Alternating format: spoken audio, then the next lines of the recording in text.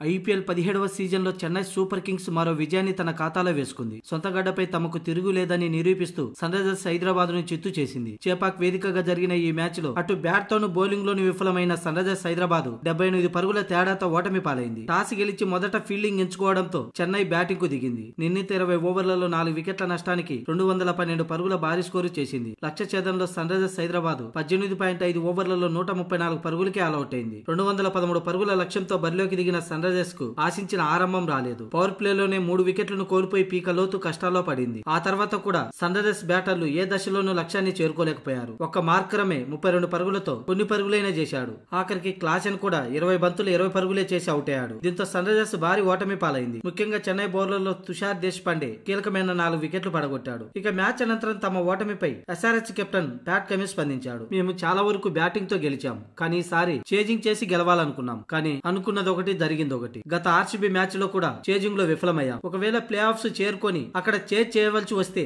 సమస్య ఉండకూడదనే టాస్ గెలిచి ఈ నిర్ణయం తీసుకున్నానని ప్యాట్ కమిన్స్ తెలిపాడు. చెన్నై బ్యాటింగ్ చేసేటప్పుడు అలాగే మేం బ్యాటింగ్ చేసేటప్పుడు కూడా డ్యూ ఉంది, అయినా మేము అవకాశాన్ని అందిపుచ్చుకోలేకపోయాం. అలాగే మా బౌలింగ్ పై కూడా మేము దృష్టి పెట్టాల్సిన అవసరం ఉంది. ప్రతిసారి బ్యాటింగ్ మీద ఆధారపడకుండా బౌలింగ్ లోను ప్రణాళికలు రచించుకోవాల్సిన అవసరం ఉందని ప్యాట్ కమిన్స్ తెలిపాడు. ముఖ్యంగా భాగస్వామ్యాలు లేకపోతే మ్యాచ్ ఫలితాలు కూడా దక్కవనేది ఈ మ్యాచ్ ఓటమితో మాకు తెలిసి వచ్చిందని ప్యాట్ కమిన్స్ తెలిపాడు. రుతురాజ్ గైక్వాడ్, డారెల్ మిచెల్ అద్భుతమైన పార్ట్నర్షిప్ అందించారు. మా టీంలో కూడా అలాంటి పార్ట్నర్షిప్ లేకపోవటం ఓటమికి కారణమని ప్యాట్ కమిన్స్ తెలిపాడు.